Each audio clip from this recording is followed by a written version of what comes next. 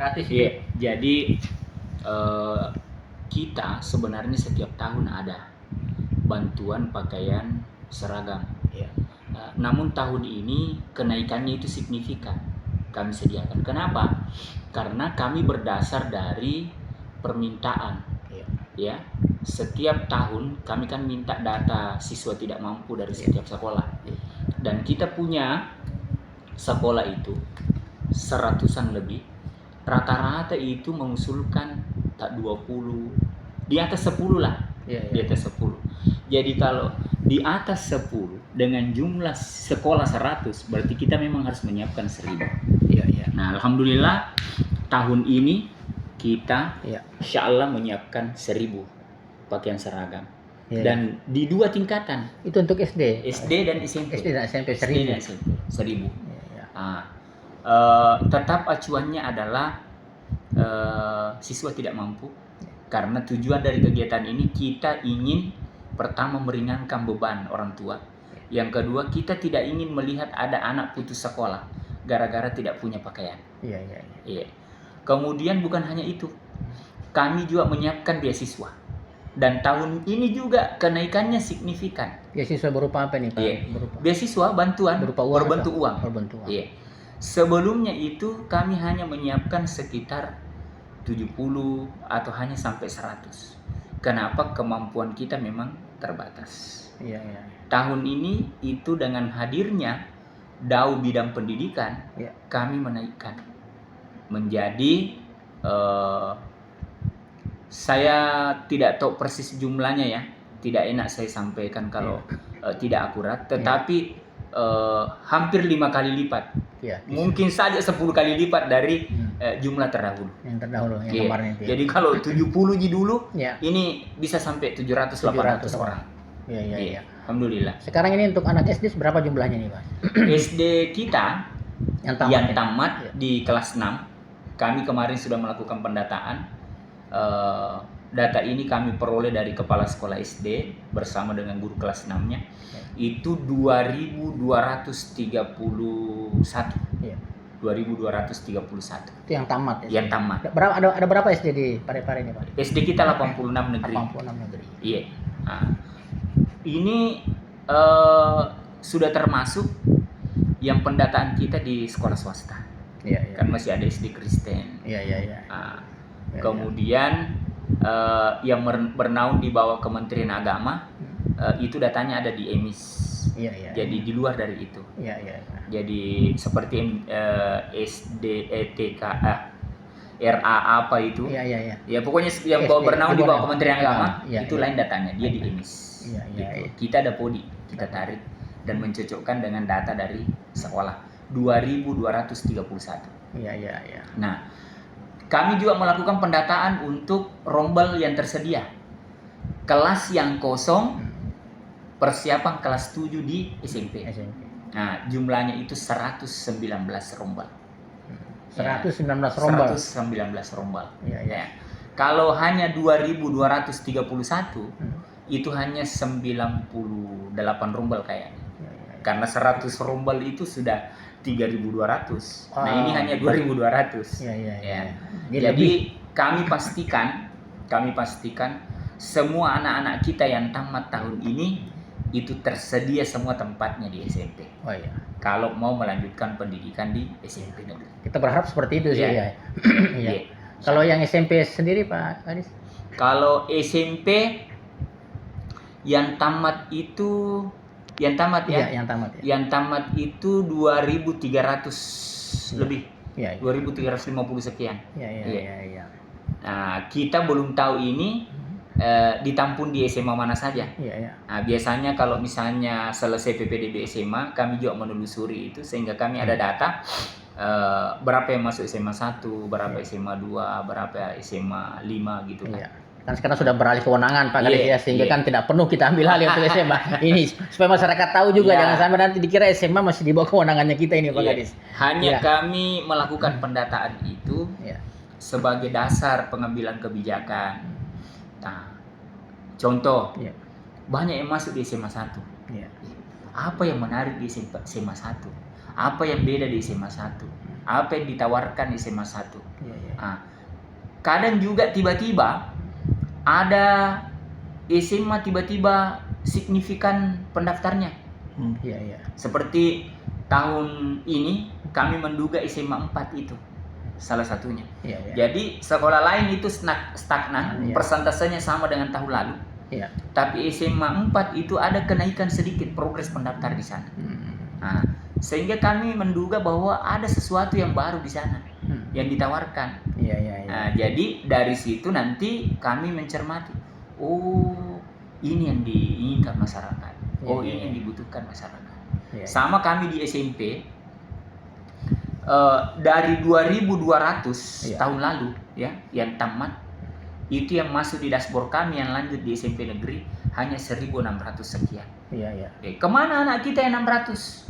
Kemana anak kita yang 600? Iya. Nah, kami melakukan penelusuran melalui kepala sekolah SD dan dibantu guru kelas 6. Iya. Ternyata 600 ini orang tua lebih memilih, atau anak-anak kita ini yang 600 tidak ada di dashboard, memilih sekolah pesantren Atau swasta lainnya. atau Iya. sekolah yang punya tambahan Iya. pembelajaran agama.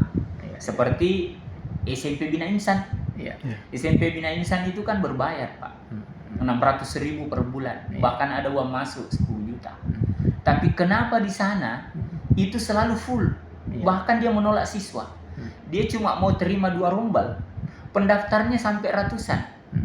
Nah, ini kan kalau 2 rombal dia cuma 64, 32.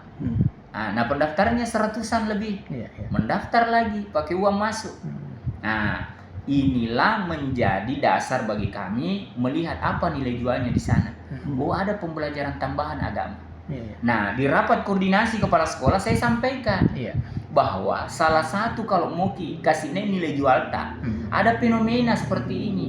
Masyarakat kita lebih cenderung mencari sekolah-sekolah yang ada pelajaran tambahannya, Iya, iya, iya. pelajaran tambahan agama.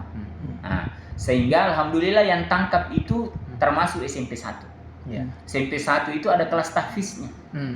Nah, kemudian di sana anak-anak kalau misalnya dia melanggar, ya bukan lagi dihukum dalam bentuk lain, Iya, iya. tapi dihukum dengan menyetor surat-surat pendek, Iya, iya, iya, iya. Hafalan. Iya. hafalan. Nah, ini semua menambah nilai jualnya SMP 1. Sanksi mendidik gitu Iya, ya. sehingga tahun ini Iya. saya prediksi SMP 1 lagi yang jadi Iya, iya, favorit. idola. Iya, iya.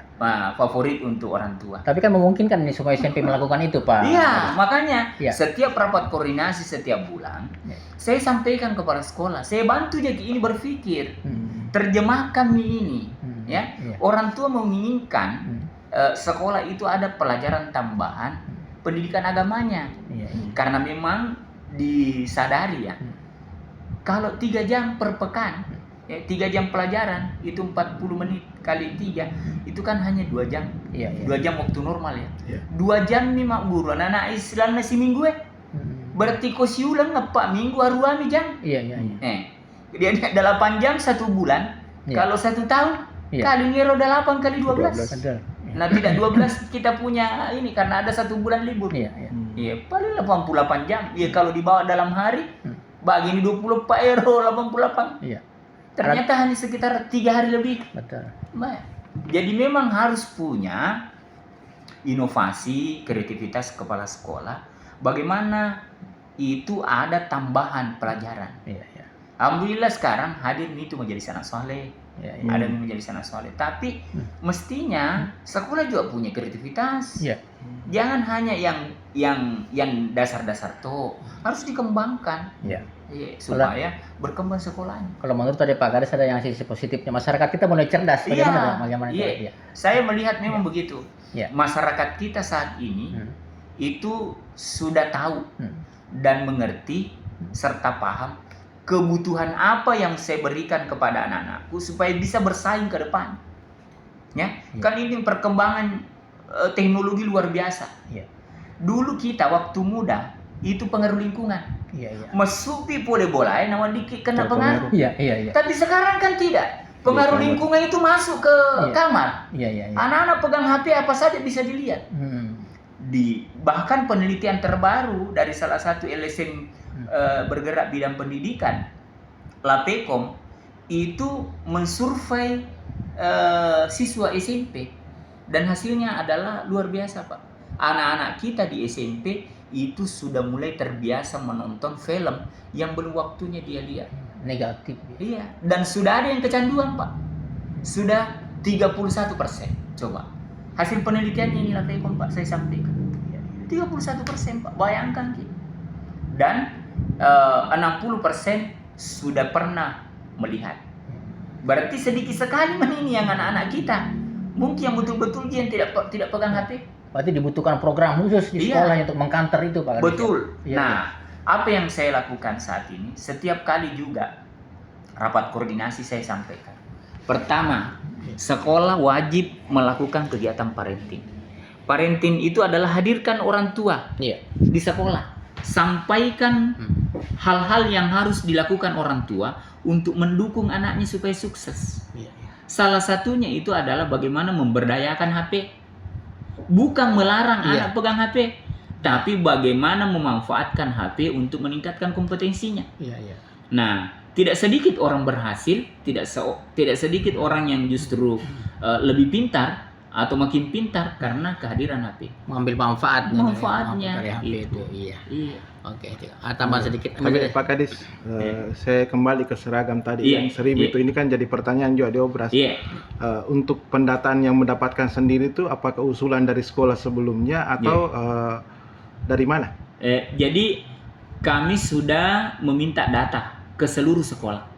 Sekolah nanti akan mengusulkan ke Dinas Pendidikan. Sekolah sebelumnya atau sekolah yang ditempati mendaftar nanti? Sekolah yang ditempati mendaftar sekarang ini. Jadi insya Allah dalam waktu mudah-mudahan ini bisa berjalan cepat sehingga anak-anak kita yang masuk di SMP itu sekitar awal bulan Agustus lah sudah bisa dapat pakaian seragam. Nah, prosesnya kan masih panjang karena kami harus verifikasi menyesuaikan dengan jumlah yang anggaran kami dengan pengusulan yang ada. Di situ agak lama, kemudian tentu karena ini kan pasti ada penyedia yang ditunjuk nanti. Mudah-mudahan prosesnya cepat, administrasinya lengkap, karena tinggal itu data dari sekolah yang kami tunggu. Begitu selesai data dari sekolah, tim kami memverifikasi, menetapkan jumlah, kemudian mengusul ke wali kota untuk menetapkan ini SK penetapan penerima bantuan pakaian gratis. Jadi ada SK dari wali kota. Kami tidak bisa keluar dari situ. Kalau sudah ada SK. Dasarnya kan SK. Iya. Bahkan pernah pengalaman kami, anak itu pindah, padahal proses penetapannya sudah keluar.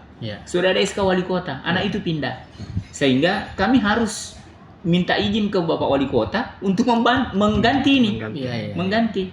Karena sudah pindah. Gitu. Ambil dia satu kali. Ini penting juga Pak Kadis. Itu kan seragam sekolah itu yang wajib kan putih merah, putih biru atau dengan pramuka. Ini ada usulan dari pendengar Pak Kadis. Itu kan seperti batik itu akan menjadi bebannya juga. Ada tidak kemungkinan untuk mengurangi beban itu, menghilangkan batik itu sebagai identitas sekolah? Jadi kan begini, yang diatur sebenarnya dalam Permen itu pakaian seragam nasional. Pakaian seragam nasional itulah putih merah untuk SD dan putih biru untuk SMP. Nah, kemudian ada pakaian seragam lokal mencirikan ciri khas sekolah. Nah, itu pakaian batik. Dan itu pakaian itu dikembalikan ke satuan pendidikan. Makanya sekarang kita lihat ada yang hari Rabu pakaian pramuka tuh. Nah, ada yang hari Kamis pakaian pramuka. Padahal dulu kan Jumat Sabtu orang pakaian pramuka. Kenapa? Karena pengaturan pemakaian selain seragam nasional dikembalikan ke satuan pendidikan.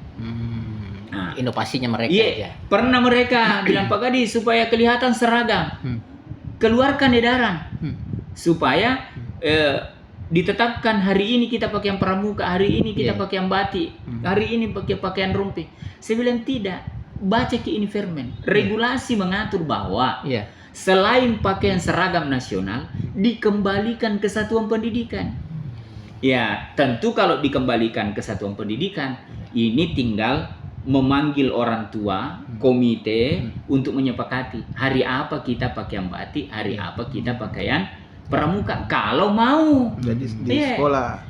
Inovasinya sekolah itu. Kalau misalnya dia tidak mau pakaian batik, sepakat dengan komitenya, didukung dan disetujui oleh seluruh orang tua, tidak ada yang pakaian batik, bisa saja. Bisa saja, karena memang diregulasi mengatakan bahwa dikembalikan ke satuan pendidikan.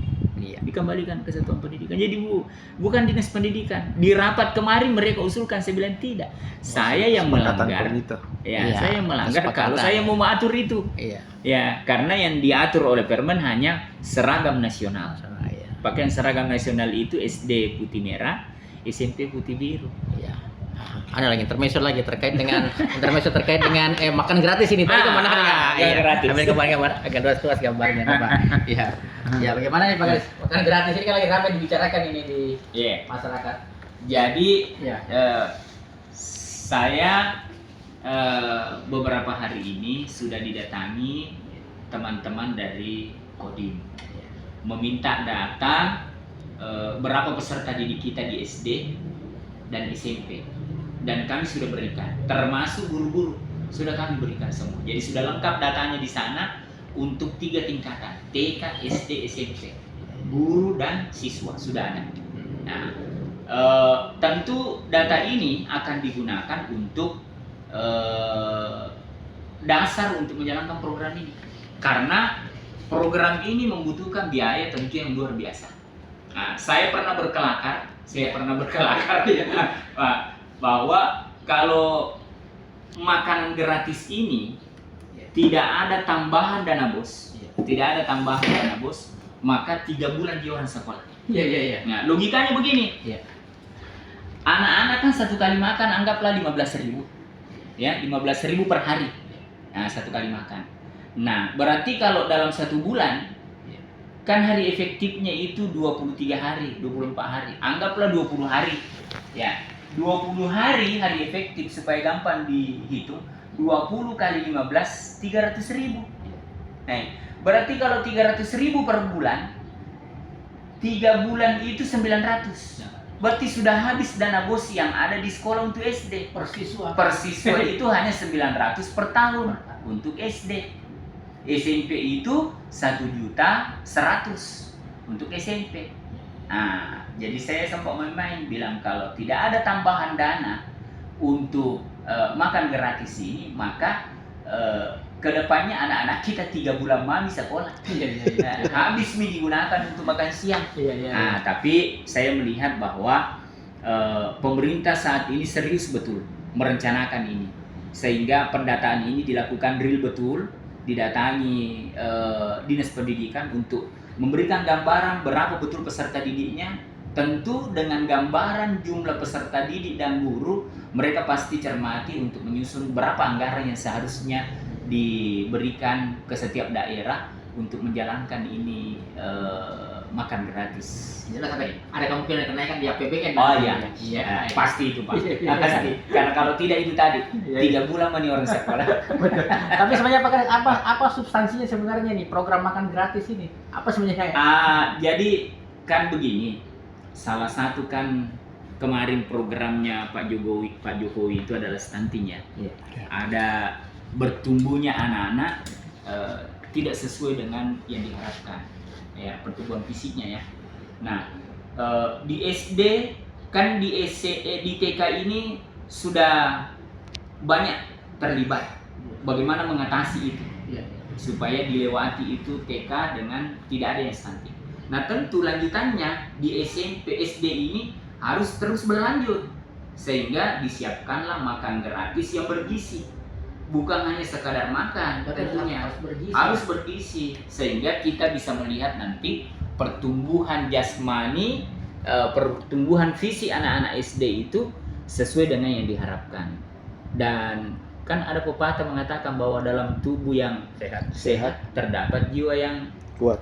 Ya, sehingga kita berharap anak-anak kita kalau pertumbuhan fisiknya bagus, maka dia bisa belajar dengan baik. Sudah sih. Oke. Ada bocoran penerapan Pak Kadis? Bocoran kapan diterapkan? Kan Belum ditunggu juga. ada. Antara proses. Sementara pasti pemerintah berpikir ini bagaimana, karena luar biasa ini dana yang dibutuhkan untuk kasih jalan ini. Makan gratis untuk SD sih. Oke. Kalau kami sih secara pribadi, Pak Kadis akan lanjut terus nanti. Soalnya enak dihubungi.